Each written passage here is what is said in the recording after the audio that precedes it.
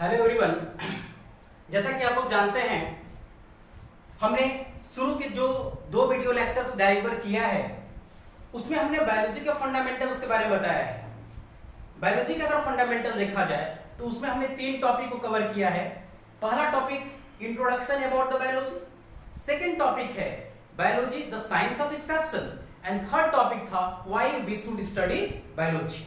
तो हमने फंडामेंटल शुरू के 2 वीडियो लेक्चर्स में हमने बायोलॉजी के फंडामेंटल्स के बारे में बताया है। आज जिस चैप्टर को हम डिलीवर करेंगे, जिस चैप्टर के बारे में बताएंगे, वो चैप्टर अगर देखा जाए तो बाबू क्लास 12 का यूनिट फर्स्ट है।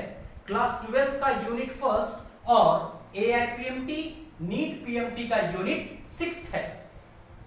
एआईपीएमटी नीट का कौन सा यूनिट है? 6th यूनिट माना जाता है, 6वां यूनिट होगा और क्लास 12 का यूनिट फर्स्ट होगा। The name of that chapter, the name of that unit is reproduction in organism। जो एआईपीएमटी का 6वां यूनिट है रिप्रोडक्शन कंसिस्ट ऑफ 4 चैप्टर। इसमें 4 चैप्टर आते हैं। पहला चैप्टर इसमें देखा जाए तो reproduction in organism, second chapter है sexual reproduction in flowering plant, third chapter है ह्यूमन रिप्रोडक्शन और फोर्थ चैप्टर है रिप्रोडक्टिव हेल्थ। तो थर्ड वीडियो लेक्चर में I am going to start the first chapter of class 12, that is the reproduction in organism। बाबू ये जो reproduction in organism है, इसका जो टॉपिक होगा, टॉपिक में पहले हम रिप्रोडक्शन के इंट्रोडक्शन के बारे में बताएंगे कि what is the meaning of reproduction. ये रिप्रोडक्शन का हिंदी प्रजनन होता है, प्रजनन। इसका मतलब क्या होता है, इंट्रोडक्शन क्या होता है रिप्रोडक्शन का, और किसी भी ऑर्गेनिजम्स का जो लाइफ साइकिल होता है, उस लाइफ रिप्रोडक्शन के दौरान जो लाइफ साइकिल होती है, रिप्रोडक्शन में जो लाइफ साइकिल होता है, जो जीवन चक्र होता है, उसमें कितनी इवेंट्स होती हैं। तो आज का जो हमारा टॉपिक है उसमें 2 चीजों के बारे में डिस्कस करेंगे हम लोग। पहला रिप्रोडक्शन इंट्रोडक्शन और सेकंड होगा events in the life cycle of an organism. किसी भी ऑर्गेनिज्म के लाइफ साइकिल में कौन कौन सी इवेंट्स होती हैं। देखिए, हम what is the meaning of reproduction देखा जाए तो रिप्रोडक्शन होता क्या चीज है। Reproduction is that biological process. Reproduction प्रजनन वह जैविक प्रक्रिया है। Reproduction is that biological process और vital process in which a mother cell, कोई भी मदर सेल, कोई भी पेरेंटल ऑर्गेनिज्म, कोई भी पेरेंटल जनरेशन अपने ही जैसा डॉटर सेल को, ऑफस्प्रिंग को, प्रोजेनी को प्रोड्यूस करती है। उसी बायोलॉजिकल प्रोसेस को कहा जाता है रिप्रोडक्शन। या तो मेथड एसेक्सुअल होगा या तो मेथड सेक्सुअल होगा। तो how will we define the meaning of reproduction? तो reproduction is defined as the biological process और vital process in which a parental cell, parental organism और parental generation produces offspring, progeny, young ones of its own type either through sexual या either through asexual। हम reproduction की अगर बात करेंगे तो जो प्लांट किंगडम है, प्लांट है, उसमें रिप्रोडक्शन दोनों होता है। सेक्सुअल भी रिप्रोडक्शन होगा और एसेक्सुअल रिप्रोडक्शन होगा। क्लास 12 का जो सेकंड चैप्टर है उसमें हम लोग sexual reproduction in flowering plant यानी एंजियोस्पर्म्स के बारे में ही स्टडी करेंगे। ये रिप्रोडक्शन, ये सेक्सुअल रिप्रोडक्शन प्लांट में होगा, सेक्सुअल रिप्रोडक्शन भी प्लांट में होगा, एनिमल्स में भी, ऑर्गेनिजम्स में भी ये रिप्रोडक्शन ये सेक्सुअल होता है या सेक्सुअल रिप्रोडक्शन होता है। देखिए, तो जो इवेंट्स है, events in the life cycle of an organism, हम इवेंट्स की बात करते हैं जिसमें कोई भी ऑर्गेनिजम्स होगा, कोई भी ऑर्गेनिजम्स है, ऑर्गेनिजम्स का सबसे पहले क्या होगा, बर्थ होगा। ठीक है, बर्थ के बाद उसमें ग्रोथ एंड डेवलपमेंट होगा। किसी भी ऑर्गेनिजम्स के में बर्थ होने के बाद उसमें ग्रोथ एंड डेवलपमेंट होगा। ग्रोथ एंड डेवलपमेंट के बाद उसमें आता है बाबू जुवेनाइल स्टेज।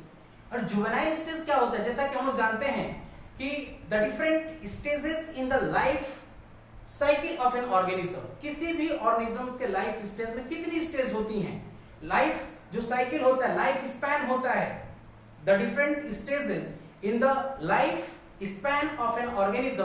तो 5 स्टेज की हम बात करते हैं। जुवेनिलिटी होता है, मैच्योरिटी होता है, एजिंग होता है, सेनेसेंस होता है, डेथ होता है। तो अगर आपसे कोई पूछे कि किसी भी ऑर्गेनिजम्स के लाइफ स्पैन में कितनी इवेंट्स होती हैं, तो हम कितने इवेंट्स की बात करेंगे, 5।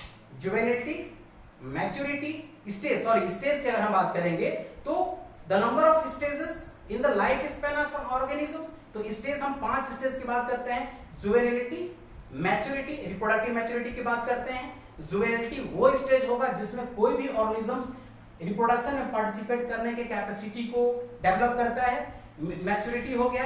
एजिंग, एजिंग जो होता है इसमें रिवर्सिबल स्टेज होता है और एजिंग में the progressive deterioration of the body tissues takes place. ठीक है, तो जुवेनिलिटी हो गया, मैच्योरिटी, एजिंग। सेनेसेंस होता है इरिवर्सिबल, ध्यान दीजिएगा, जो सेनेसेंस होगा इरिवर्सिबल एंड जो सेनेसेंस है irreversible and the terminal stage of the ageing. Ageing का इरिवर्सिबल और जो टर्मिनल स्टेज होता है, फाइनल स्टेज होता है, उसको सेनेसेंस कहा जाता है। और जो लास्ट स्टेज है डेथ, तो अगर हम डेथ की बात करें तो death is the characteristic feature of all the organisms. ठीक है, तो किसी भी ऑर्गेनिजम्स का बर्थ हुआ, बर्थ के बाद ग्रोथ एंड डेवलपमेंट होगा, ग्रोथ एंड डेवलपमेंट के बाद इसमें जुवेनाइल स्टेज आया। जुवेनाइल स्टेज में कोई भी ऑर्गेनिजम्स रिप्रोड्यूस करने की कैपेसिटी को डेवलप करता है। जुवेनाइल जब रिप्रोडक्शन की कैपेसिटी डेवलप हो जाती है तो उसमें मैच्योरेशन स्टेज आता है। ठीक है, मैच्योरेशन स्टेज बाबू ये हम रिप्रोडक्टिव मैच्योरिटी की बात करते हैं, ये रिप्रोडक्टिव फेज की बात करते हैं। और कोई भी ऑर्गेनिज्म जुवेनिलिटी फेज के बाद, जुवेनाइल स्टेज के बाद जब मैच्योरेशन स्टेज में जाता है, रिप्रोडक्टिव मैच्योरिटी में जाता है, तब ये रिप्रोडक्शन में पार्टिसिपेट करता है। अब ये जो रिप्रोडक्शन होगा किसी ऑर्गेनिज्म से दो प्रकार का होता है, पहला होगा एसेक्सुअल रिप्रोडक्शन या दूसरा होगा सेक्सुअल रिप्रोडक्शन। ठीक है, सबसे पहले हम एसेक्सुअल रिप्रोडक्शन की बात करते हैं। एसेक्सुअल रिप्रोडक्शन में कोई एक ऑर्गेनिज्म होगा, ऑर्गेनिज्म में बर्थ होता है, बर्थ के बाद ग्रोथ एंड डेवलपमेंट होगा, ग्रोथ एंड डेवलपमेंट के बाद बाबू इसमें मैच्योरेशन होगा, मैच्योरेशन के बाद ये एसेक्सुअल रिप्रोडक्शन में पार्टिसिपेट करता है। किसमें करेगा? एसेक्सुअल रिप्रोडक्शन में पार्टिसिपेट करेगा। इसमें कितने पेरेंट्स होंगे? सिंगल पेरेंट होगा। एसेक्सुअल रिप्रोडक्शन में सिंगल पेरेंट होगा और ध्यान दीजिएगा डिवीजन इसमें माइटोसिस होता है। एसेक्सुअल रिप्रोडक्शन में सिंगल पेरेंट होगा, डिवीजन माइटोसिस यानी इक्वेशनल डिवीजन होता है इसमें। ठीक है, अब इसमें देखिए जब डिवीजन माइटोसिस हुआ इसमें एसेक्सुअल प्रोपेगल्स फॉर्मेशन होगा। माइटोसिस डिवीजन के बाद एसेक्सुअल प्रोपेगल्स का फॉर्मेशन हुआ। गैमेट एसेक्सुअल रिप्रोडक्शन में देखा जाए सिंगल पेरेंट होगा, बन भी सकता है और नहीं भी बन सकता है। तो इन एसेक्सुअल रिप्रोडक्शन गैमेट में और मे नॉट बी फॉर्म्ड। उसके बाद एसेक्सुअल रिप्रोडक्शन यूनिट का फॉर्मेशन होगा, गैमेट बन भी सकता है नहीं भी बन सकता है। एसेक्सुअल रिप्रोडक्शन यूनिट का फॉर्मेशन होगा, इसमें डायरेक्ट डेवलपमेंट होता है, नो इनडायरेक्ट डेवलपमेंट, बहुत सारी स्टेजेस नहीं आती हैं। इसमें एसेक्सुअल यूनिट बनेगा, एसेक्सुअल रिप्रोडक्टिव स्ट्रक्चर बनेगा, यूनिट बनेगा, डायरेक्ट डेवलपमेंट होता है, इसमें कन्वर्ट हो जाता है, ऑर्गेनिजम्स में कन्वर्ट हो जाता है। ठीक है, तो हमने एसेक्सुअल रिप्रोडक्शन को शुरू किया, ऑर्गेनिज्म से ही हमने शुरू किया और ऑर्गेनिजम्स पे ही हमने खत्म किया, अलग अलग इवेंट्स को बताते हुए किसी भी ऑर्गेनिजम्स के लाइफ साइकिल में। ठीक है, अगर ऑर्गेनिजम्स के लाइफ स्पैन में अगर स्टेज की बात करें तो वो होता है 5। The different stages in the life span of an organism 5 बताइएगा, जुवेनिलिटी, मैच्योरिटी, एजिंग, सेनेसेंस और डेथ। अब इसमें देखा जाए जो सेक्सुअल रिप्रोडक्शन है बाबू, सेक्सुअल रिप्रोडक्शन में एक मेल सेक्स ऑर्गन होगा और दूसरा होगा female sex organ. Male sex organ और फीमेल सेक्स ऑर्गन जो है इसमें एक प्रोसेस होता है, उस प्रोसेस को हम लोग कहते हैं गैमेटोजेनेसिस। ध्यान दीजिएगा, एक ट्रिक बता रहा है, दुनिया का कोई भी वर्ड अगर उसके लास्ट में जेनेसिस लगा हो तो जेनेसिस का मतलब ही होता है टू बी बॉर्न या किसी चीज का formation. Gametogenesis, lactogenesis, oogenesis, embryogenesis, gluconeogenesis, glycogenesis, whatever be the कोई भी वर्ड हो अगर लास्ट में जेनेसिस लगे तो जेनेसिस का मतलब ही होता है टू बी बॉर्न या किसी न किसी चीज का फॉर्मेशन। ठीक है, तो मेल सेक्स ऑर्गन इसमें गैमेटोजेनेसिस हुआ।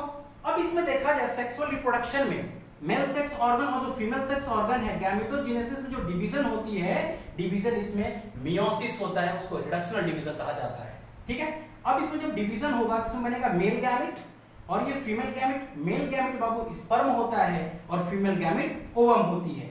जैसे में आप लोग जानते हैं कि मेल गोनेट टेस्टिस होता है, फीमेल गोनेट ओवरी होता है। मेल गोनेट जो टेस्टिस होता है वो मेल गोनेट टेस्टिस किसको स्पर्म को प्रोड्यूस करता है, फीमेल गैमेट जो ओवरी होती है ओवम को प्रोड्यूस करती है। तो मेल गैमेट क्या बना? स्पर्म, फीमेल गैमेट क्या बना? ओवम। अब देखिए जैसे ही स्पर्म और ओवम बना तो अब देयर इज नीड, बनने के बाद क्या है? फ्यूजन की जरूरत है। There is need to meet the opposite sex gametes, one is the sperm and other is the ovum. तब इसके लिए होता है बाबू गैमेट ट्रांसफर। तो इसी गैमेट ट्रांसफर को हम लोग इंसेमिनेशन भी कहा जाता है। यह प्रोसेस आर्टिफिशियली भी किया जाता है, इसीलिए इसको आर्टिफिशियल इंसेमिनेशन भी कहते हैं। तो स्पर्म और ओवम बनने के बाद हम गैमेट को क्या करते हैं, ट्रांसफर करते हैं, and this process is known as the insemination. ठीक है, अब देखिए जैसे इंसेमिनेशन होगा, गैमेटिक ट्रांसफर होगा, तब ये गैमेटिक फ्यूजन होगा। दो गैमेट्स आपस में क्या करेंगे, फ्यूज करेंगे।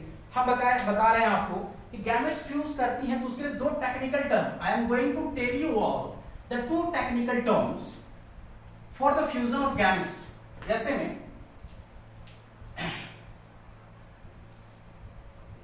ये देखिए, ये मेल गैमेट है, दैट इज द स्पर्म। ठीक, this is the female gamete, that is the ovum. ठीक, मेल गैमेट ये क्या है, न्यूक्लियस होगा, इसमें क्या प्रेजेंट होगा, cytoplasm protoplasm, this is the nucleus, this is the cytoplasm protoplasm होगा। हमने इसको प्लस साइन से शो किया और फीमेल गैमेट को हमने माइनस साइन से शो किया। अभी जो गैमेटिक फ्यूजन है, दो गैमेट जब आपस में फ्यूज करेंगी तो उसके लिए दो टेक्निकल टर्म हम बताते हैं, एक होता है प्लाज्मोगैमी या साइटोगैमी। तो सबसे पहले क्या होगा, द फ्यूजन ऑफ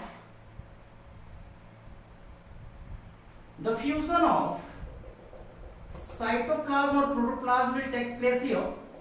ठीक, ये इनकी जो वॉल्स हैं, गैमेट्स की जो वॉल्स हैं, ये फ्यूज करेगी। तो सबसे पहले इसका जो साइटोप्लाज्म प्रोटोप्लाज्म इसके साथ फ्यूज करेगा, तो उसको कहा जाता है प्लाज्मोगैमी या साइटोगैमी। देन आफ्टर इन दोनों के न्यूक्लियस फ्यूज करते हैं, इस कंडीशन को कहा जाता है कैरियोगैमी। और ये डाइकैरियन स्टेज आएगा, n + n इसकी प्लॉइडी क्या हो जाएगी, 2n हो जाएगी, क्योंकि मेल गैमेट है, हैप्लॉइड होगा।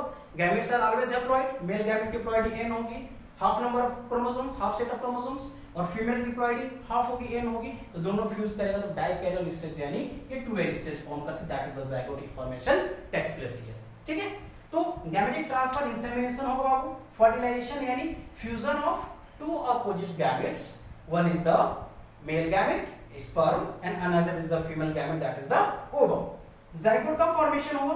अब देखिए, after the formation of zygote, in zygote a repeated mitotic division takes place। इस जाइगोट में बार-बार लगातार repeated mitotic division takes place करता है, और उसी रिपीटेड माइटोटिक डिवीजन को कहा जाता है क्लीवेज। जाइगोट के बाद मोरला, ब्लास्टुला, गैस्टुला, न्यूला अलग-अलग स्टेजेस बनती हैं up to the development of the foetus.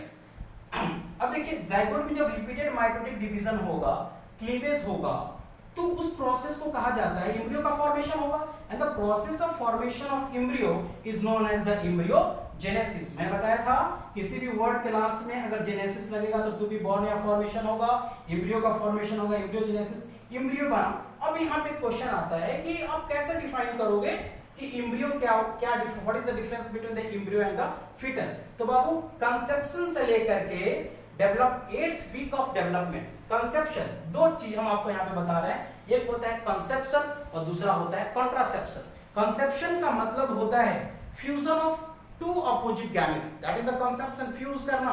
Contraception उनके फिजिकल मेटिंग को क्या करना, अवॉइड करना, दैट इज द कॉन्ट्रासेप्शन।